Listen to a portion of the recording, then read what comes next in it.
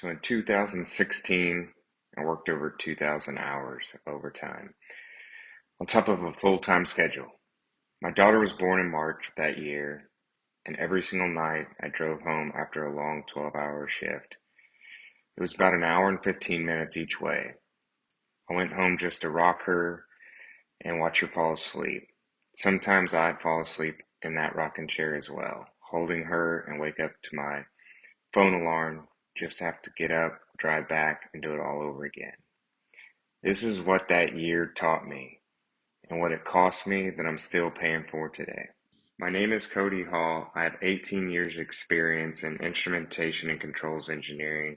I've worked in the petrochemical, oil and gas, and LNG areas.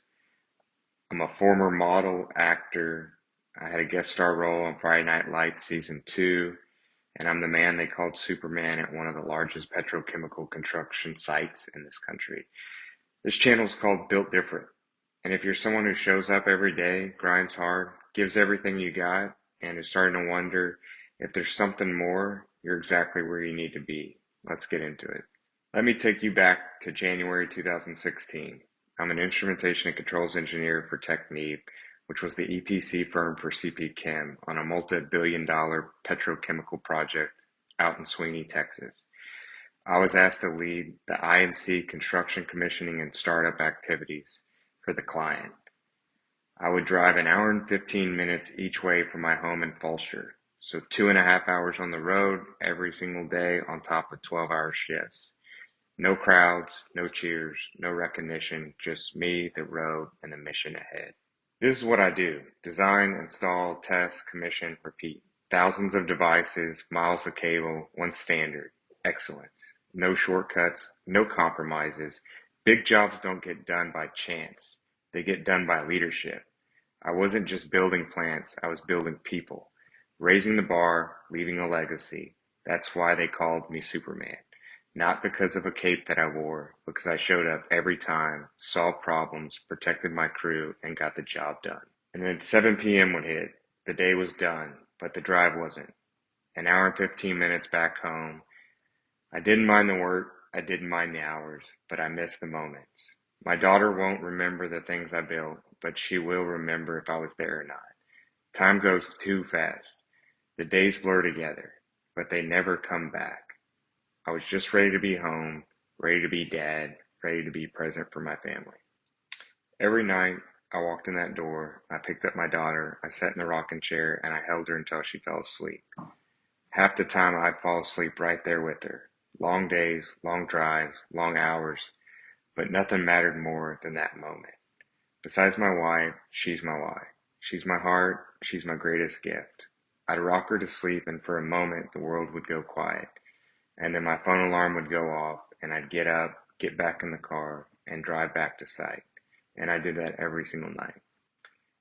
4:30 hit, the alarm never seemed to stop, neither does the mission. No time to feel tired, no time to feel sorry for myself, just reset, refocus, reload. Something quick and clean to eat, a white monster was usually my go-to. I don't need motivation, I need discipline. I've got people counting on me, I show up every day. Another day, another drive, another chance to build something that matters. For them, for us, for the life we're building. Let's get it. By the end of 2016, I had logged well over 2,000 hours of overtime. The following year, another 2,000 plus. Combined with my base salary and straight time overtime, I cleared over $200,000 those years. My crew and I called it the 200K Club. Not everyone understands the grind, the long days, the sacrifices, the missed moments, but we do. Because we were right there through it all, side by side. The 200K Club isn't just about the money. It's about what it took to get there and who you got there with. Tough times build friendships that last a lifetime. We earned every dollar. My twin brother Corey and I went to Calhoun. If you're familiar with the area, we were the Sand Crabs from Port Lavaca. We both played basketball. We were twins. We were best friends. We were brothers. We were teammates. In basketball, I was the rebounder, the paint, the grind. That was me. I couldn't shoot for crap. Corey was the shooter. He had the range. He was clutch. Together, We were unstoppable. We graduated near the top of our class. Corey was salutatorian. I was somewhere in the top 10. Two brothers, one class, both prepared for more. We had big dreams. We put in the work. We earned everything. That brotherhood meant everything. My parents pushed us hard from day one. Discipline, hard work, faith, family. Never settle was the standard. And having Corey meant quitting was never an option. Because when one of us wanted to stop, the other one was still going. You don't quit on your brother, so you don't quit at all. Today, Corey is a VP of engineering, and I'm a supervisor of instrumentation and controls, and the former guy they called Superman. Different roles, same mission, raising the standard forever brothers. But here's the thing nobody talks about. Some costs don't show up on a timesheet. The long hours, the missed moments, the quiet sacrifices, the price of providing. I don't know how to turn off work because if I stop, I feel like I'm losing. The difference between being there and being present. The gap cost me more than I can ever calculate. I was physically there, driving home every night, but was I really present? That's the question that has started to haunt me. Fast forward to today, my daughter is 10 years old. We were on a walk recently. She loves our walks and talks. And she looked up at me and said, "Dad, I wish I could get a job to keep you home more." That's pretty crazy coming from a 10-year-old. She doesn't see the long hours. She doesn't see the stress. She doesn't see the sacrifice. She just knows she wants more time with her dad. And maybe she deserves that. I work hard to provide, but what am I really providing if I'm missing time that I'll never be able to buy back? My daughter wants me home more, but I have to pay for college, bills, expenses. I've got to find another way because I can't buy back time. That moment stopped me cold. I've been so busy being Superman for everyone else that my little girl is quietly carrying worry that no child should ever carry. And that's the moment everything shifted for me. Here's what I know now that I wish I knew in that rocking chair back in March of 2016. Your earning power is not your identity. The world conditions you to believe that your worth is measured by what you provide. But a paycheck is not a purpose. Your value doesn't fluctuate with your income. The overtime will always be there. The project will always need you. There will always be another turnaround, another deadline, another reason to stay. But your kids won't always be 10 forever. And everyone can't always rely on you.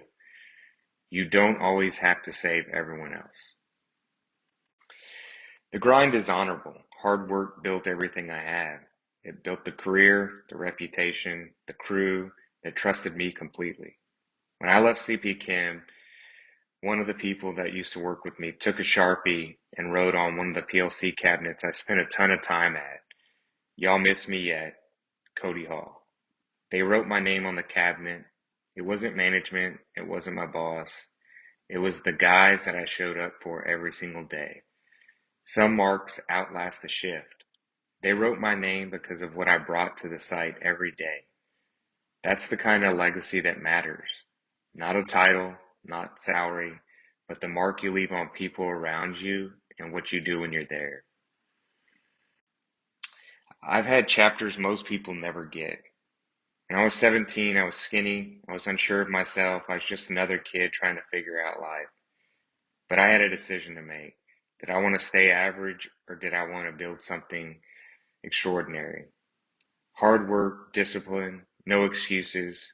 That's what I decided. That's how transformation happens. At 18, I ended up signing on with a modeling agency, Page 713, out of Houston. I've appeared in Academy Sports and Outdoors Sunday ads. I've had offers from other modeling agencies and talent agencies. It wasn't glamorous. It was a grind that built everything. Discipline, sacrifice, confidence. It wasn't about the looks. It was about proving to myself that I could commit, transform, and win. And then there was the dream I almost got to fully live. In 2007, my twin brother and I got to be guest stars on Friday Night Lights, Season 2, Episode 10, There Goes the Neighborhood. My brother and I played the Gizzy Rozzy twins, Albert and Eddie. It was the best experience of my life. The actors, the director, the producer, some of the most genuine people I've ever come across. Every day on set was inspiring. We laughed, we learned, we worked hard, and we really wanted to become part of a family like we saw that was already happening on set. If the writer's strike wouldn't have happened in 2007, we might have been able to change from guest stars to series regulars. Maybe 10 more episodes. But life takes people in different directions. Not every story continues on the big screen. Some stories live on forever. I'm grateful for the experience and I'm proud of the journey. I'm 41 years old now, and I'm just now learning how to fight for myself the way I've always fought for everyone else. I've spent decades building everything around everyone. Now it's time to build the one thing I ignored the most, me. No more playing small, no more settling, not from life, not from myself. Life will break you over and over. The choice is simple. Stay broken or build. Rebuild, refocus, redeem. Strength isn't just muscle. It's choosing discipline when it's easier to quit. This is the rebuild. This is my fight, and it's not too late for you either. This channel, Cody Hall Built Different, is for the people who keep the lights on and nobody ever writes songs about. The field engineers grinding through turnarounds, the instrument techs, electricians, and others troubleshooting at 3 a.m., the construction workers driving hours every day just to provide for their families, the men and women carrying impossible weight in silence and showing up anyway. I'm going to talk about experiences from engineering, construction, leadership, and fitness. And I'll talk about whatever other topics you guys drop down in the comments below. And I'm going to share stories with some of the best people I've ever worked alongside, because the best lessons I've ever learned didn't come from any classroom. They came from the individuals in the field and living it. I'm not a guru. I'm not selling you anything. I'm just a man with a real story and a belief that people who build things deserve a community that they can share them with. If this video resonated with you, subscribe and leave a comment below. Tell me your version of this story, because I guarantee you're not alone in it. You know, those nights at the bar after a long turnaround, when the crew finally sits down, orders a cold one, and the war stories start flowing. That's what I want this community to be about. A place where people who actually build things can sit down, share what they've been through, laugh at themselves a little, and keep going. If you know someone who needs to hear this, share this video with them right now. Sometimes the most important thing you can do for someone is just let them know they're not carrying the weight alone. Now stay right there, because I wrote a song about the 200K Club and I'm about to play it for you. Built Different. See you guys next week.